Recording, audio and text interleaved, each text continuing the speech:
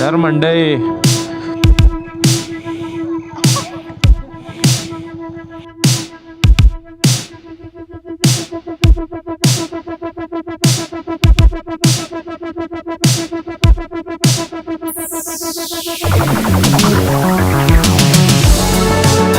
जसे की तुम्ही बघू शकता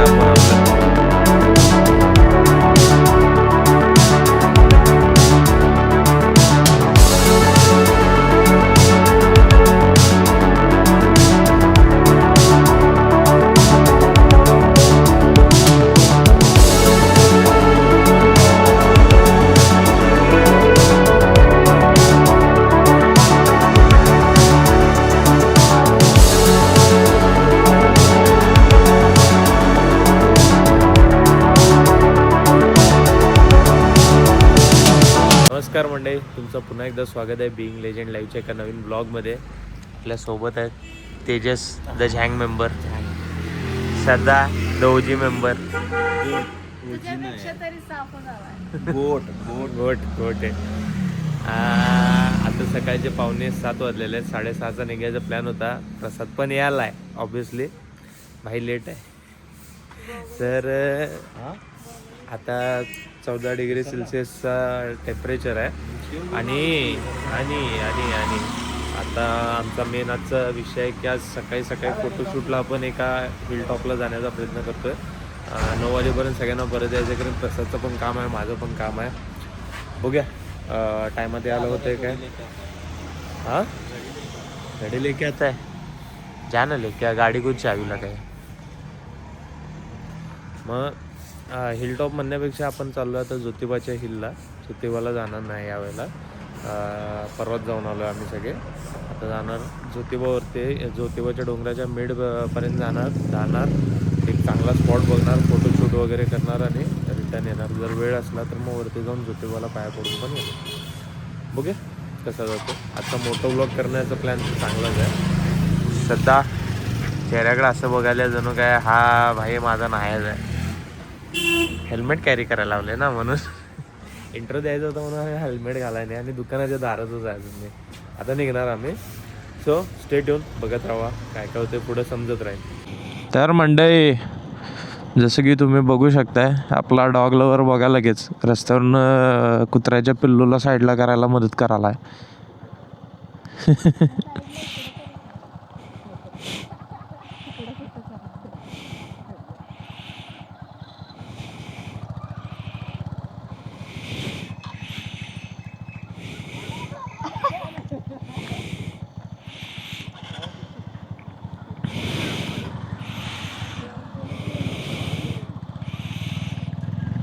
चला, पप्पी is on a safe place and now आता आपण काय पहिला ब्रेक घ्यायचा आहे पेट्रोल पंपाच्या पुढं. शिवाजी पूल क्रॉस केल्यावरती पेट्रोल पंप आहे, तिथं चहा प्यायला आपण सगळे थांबणार आहे. चहा पिऊन मग पुढं आपण जाणार. स्टे ट्यून, बघत राहा. थंडी 14 डिग्री सेल्सिअसच्या मानानं एवढी काही लागत नाही अंगाला. ॲक्च्युली लागायला टोचायला पाहिजे होती. मी डेनिम घातले त्याच्यामुळे आयडिया नाही. श्रद्धान पण जर्किंग घातले तरी पण तिला एवढं काय लागत नाही. हो नोज. आता ते ज्याला थंडी जास्त लागते त्याने शर्टावरती स्वेटर घातलं आहे.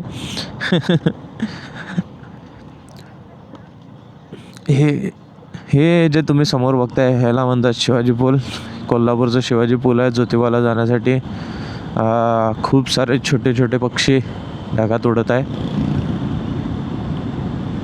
मला वाटायला हे चिमण्या आहेत सगळ्या.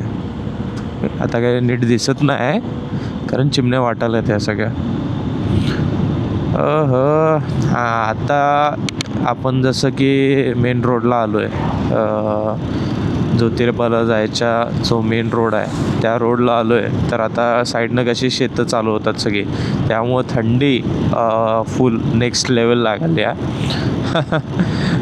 वाटलं नव्हतं एवढी थंडी असेल, कारण खरोखर हाय टोचते थंडी खरोखर. तेजसनं पण आता हेल्मेट घालायला कंटिन्युएशन चालू केलं आहे, कारण की प्रसाद आणि मी आता कायम म्हणजे असं बाईक राईडवर जवळपास जरी गेलो तरी हेल्मेट कायम घालतो. तेजसनं पण आता हेल्मेट घालायला चालू केलं आहे, चांगली गोष्ट आहे. Safety is always first. At the line when we are riding. आता आपण केरलीमध्ये ज्यांना माहीत नाही त्यांना सांगतो, ज्योतिबाला जाण्यासाठी केरली मार्गे जायला लागतं. एक गाव आहे मेन हायवेच्या मेन रोडमध्ये. सर्दी झाली कारण की सकाळी सकाळी एवढ्या गार वाऱ्यात मी सकाळी बलाक्लावा घातलेला नव्हता. म्हटलं पहिला स्टॉप घ्यायचा आहे, चहा वगैरे प्यायला थांबायचं आहे. डायरेक्ट हेल्मेट घातलेलं आणि आता बलाक्लावा वगैरे पुरं पॅक वगैरे होऊन निघालो आहे. त्याच्या बाईक चालवायला आहे, पशा मागं बसला आहे. पैशानं त्याचा माईकचा सेटअप चांगला गेला आहे, वायर्ड आहे त्यानं त्याचा बोयाचा माईक घेतलेला आय थिंक. नाही बोयाचा नाही, JBLचा घेतलेला वायर्ड माईक आहे तो. आता त्याला हे कनेक्ट केलं आहे त्यानं त्याच्या ॲक्शन कॅमेराला. त्याचा पण फर्स्ट टेस्ट ट्रायल पण चालू आहे त्याचा, की बाबा कसं ॲक्च्युली साऊंड कॅप्चर करतं आहे, काय लेवलवरती करतं आहे, ह्या गोष्टीचा त्याचा चालू आहे प्रयत्न. आपण बघत राहूया आणि समजेल आपल्याला पण पुढं आपला पण माईक कसा रेकॉर्ड करतो आहे गोष्टी ते आपल्याला समजतीलच. Hope so it is doing its work perfectly and fine. आणि साऊंड जे रेकॉर्ड होतं आहे ते पण चांगल्या क्वालिटीचं होतं आहे असं मी गृहीत धरून जे काय बोलायचं ते बोलतो आहे. बघूया तरी पुढं जसं जाईल आपण तसं समजेल. अजून एक आहे आपण घेतलेला आहे मोटूलचा हेल्मेट क्लीनर सेट आहे, वायझर आणि इंटेरियर क्लीनर. त्याचा पण आज तुम्हाला लाईव्ह म्हणजे व्हिडिओमध्ये तुम्हाला एक डेमो मिळेल की बाबा काय असतं ॲक्च्युली ही गोष्ट आणि का करणं गरजेचं असतं.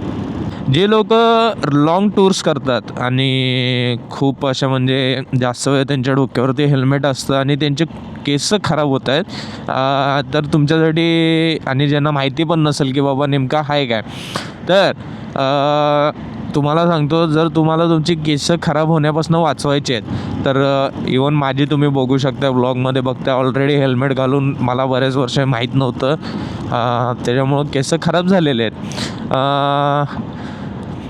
तर तुम्ही तसं होण्यापासून वाचायचं आहे तर तुम्ही बलाक्लावा यूज करू शकता, जो की हेल्मेटच्या आतमध्ये फुल चेहरा आणि तोंड, चेहरा, केस, हेडचा एरिया कवर करतं.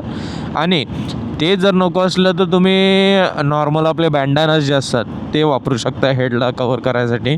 वॉट एव्हर इट इज, ते यूज केल्यामुळं एकच फायदा होतो की जेव्हा तुमचं डोकं तुम्ही हेल्मेट घालता डायरेक्ट हेडवरती फ्रिक्शन येत नाही, ज्याच्यामुळं तुमची केस तुटत नाहीत किंवा अशी विरळ होत नाही. सो जर तुम्ही हेल्मेट यूज करत असाल तर बलाक्लावा किंवा बँडाना यूज करण्यामध्ये काही हरकत नाही, जर तुम्हाला तुमची केस नीट ठेवायची आहेत तर.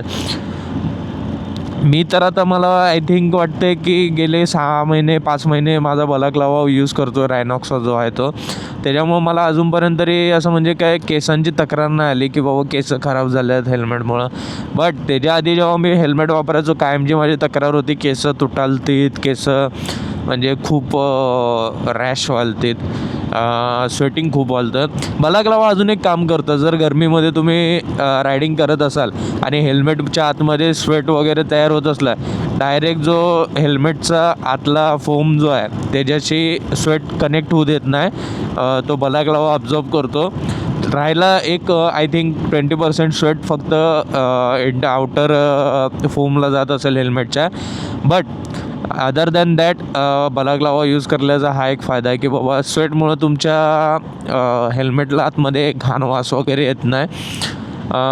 हा पण एक मोठा रिझन असतो बॅक्टेरिया फॉर्म होण्यासाठी, बॅड ओडरसाठी हेल्मेटच्या आतमध्ये. तर मंडळी जसं की तुम्ही बघू शकता आपण आपल्या स्पॉटला थांबलेलं आहे, जनता जनार्दन सगळी गोळा झालेली आहेत. आणि माझा गॉगल तुम्हाला कसा वाटला सांगा. हा उकलेचा गॉगल मी एक नवीन घेतलेला, जो आज फर्स्ट टाइम मी घालतोय. हाऊस द गॉगल श्रद्धा, ठीक आहे ठीक आहे चला ठीक आहे. मॅडम तरी बोलतात ठीक आहे. आता इथे काय ना टाइम लॅप्स लावायला जो तुम्हाला फुटेजमध्ये बघायला मिळेल. आता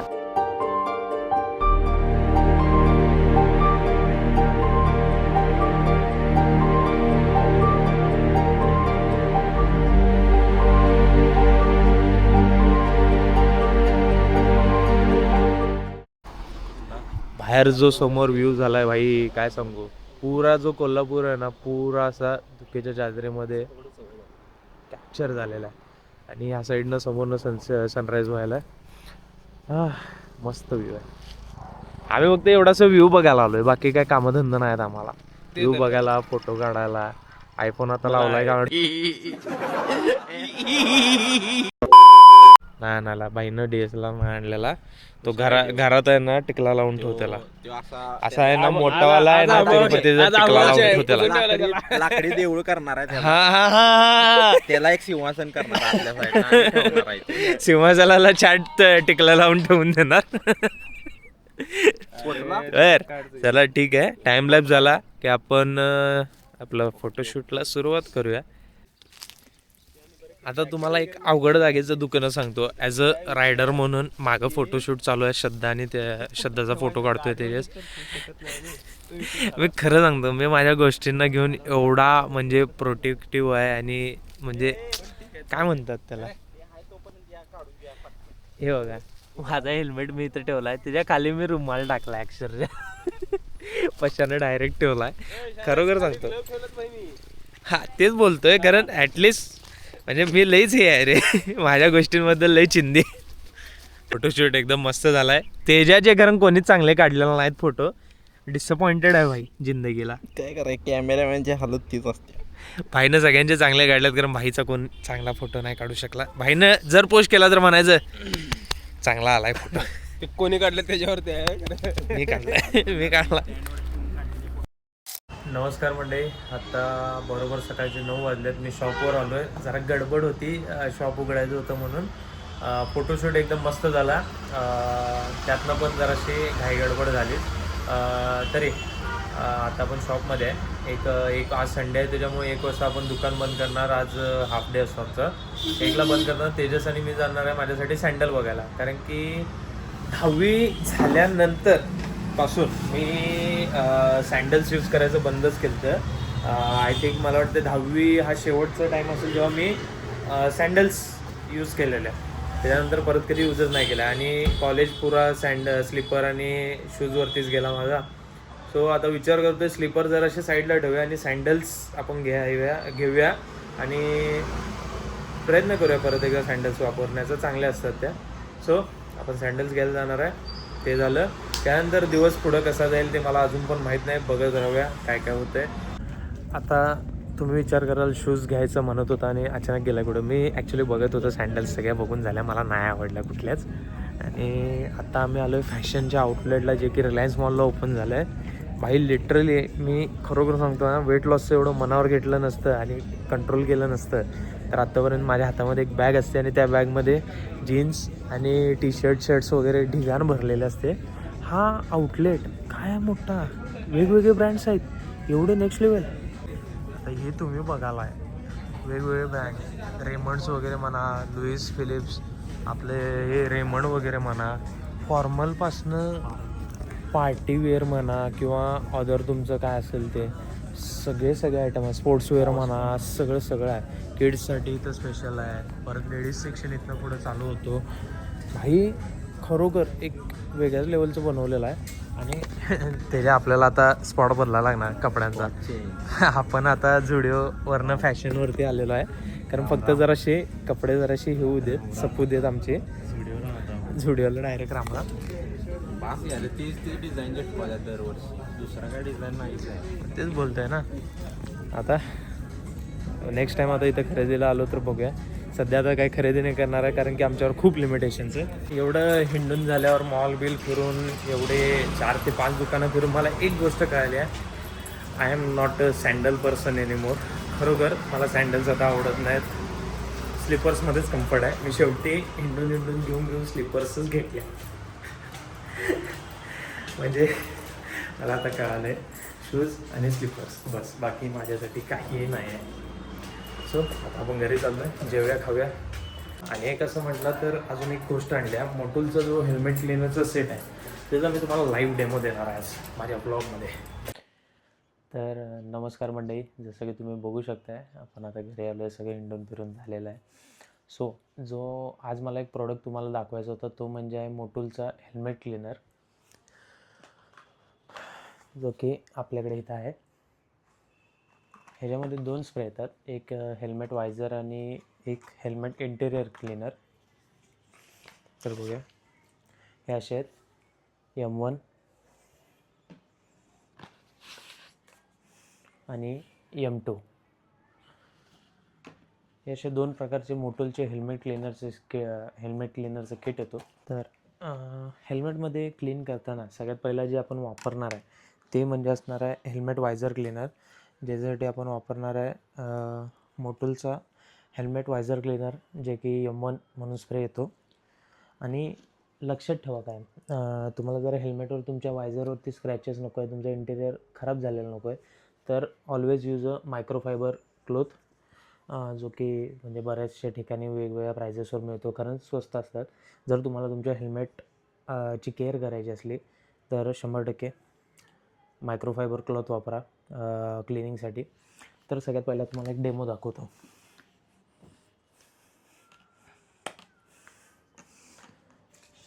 शेक करून घ्या. हा आहे आपला LS2चा हेल्मेटचा वायझर.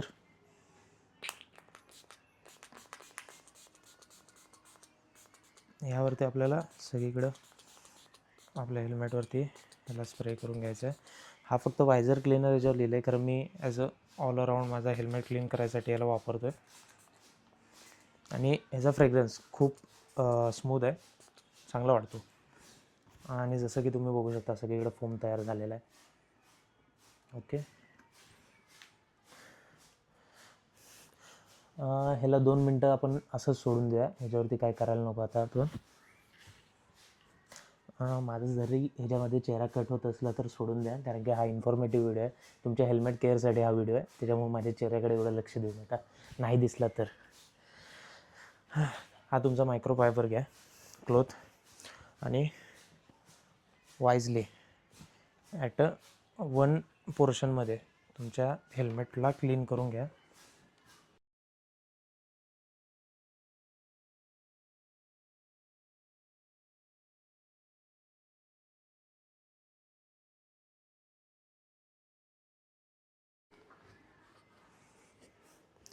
without leaving any scratches or anything else, any dust or any stains.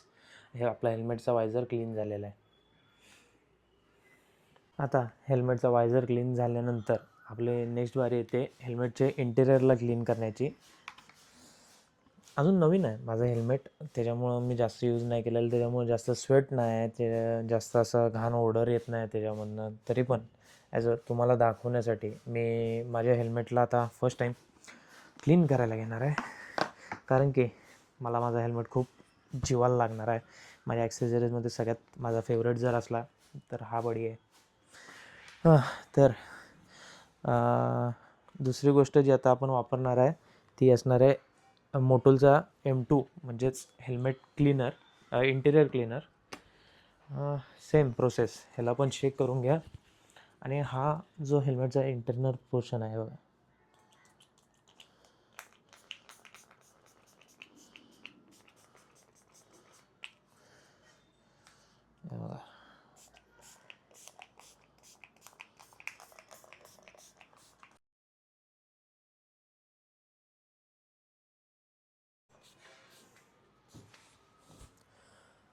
हां. तर ह्या प्रोसेसमध्ये थोडासा माझा हात पण घाण झालेला आहे, कारण की मी बॉटल वाकडी गेली त्याच्यामुळे थोडासा क्लीन बाहेर आला आहे. सो हे जे तुम्ही आता बघताय आतमध्ये इंटेरियरवरती सगळीकडं मी स्प्रे केलेला आहे मस्तपैकी. आणि ह्याचा फ्रेग्रन्स खूप चांगला आहे ॲज अ कम्पेअर टू. आणि ह्याचं आता एकच काम आहे, आपल्याला आता हा असाच ठेवून द्यायचा आहे, ह्याच्यावरती काही नाही करायचं आपल्याला. 2 ते 5 मिनटं ह्याला असंच आपण सोडून देणार आहे, जोपर्यंत पुरा लिक्विड आतमध्ये ॲब्झॉर्ब होऊन जात नाही. A few moments later. So आता बारी आता हेल्मेटमध्ये आपण मोटोलचा इंटेरियर क्लीनर जो स्प्रे केला आता त्याला वाईप आऊट करून घ्यायसाठी आहे. त्यासाठी पण सेम आपण परत एकदा मायक्रोफायबर क्लोथ वापरणार आहे.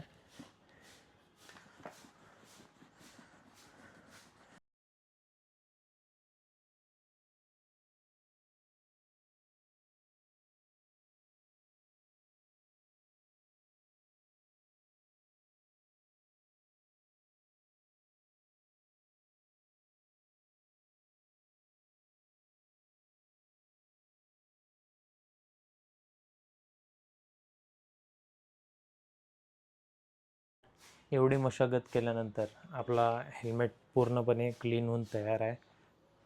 नेक्स्ट राईडसाठी फुल तयार आहे. वायझर वगैरे सगळं क्लीन आहे. आतलं इंटेरियर क्लीन आहे. मस्त फ्रेग्रन्स येतो आतमधनं. सो आजचा व्लॉग आता मला इथंच संपवायला लागणार आहे, कारण की आज माझे बरेच प्लॅन्स होते, त्यातले बरेचसे पूर्ण नाही झाले. पण आजचा व्लॉग तुम्हाला कसा वाटला मला नक्की सांगा. होप तुम्हाला सगळ्यांना आजचा व्लॉग आवडला असेल. लाईक करा, शेअर करा, सबस्क्राईब करा आणि कमेंट करायला विसरू नका. आणि लवकरच तुमच्या सगळ्यांसाठी मी एक इन्फॉर्मेटिव्ह रायडिंग गिअर्स आणि रायडिंगबद्दलचे इन्फॉर्मेटिव्ह शॉर्ट्स आणि रील्स चालू करतो आहे. सो आय होप तुम्ही मला त्याच्यामध्ये पण सपोर्ट द्याल, जसं की आत्तापर्यंत देत आला आहे. बघूया पुढं परत एकदा भेटूया नवीन ब्लॉगमध्ये, नवीन स्टोरीमध्ये. तोपर्यंतसाठी बाय.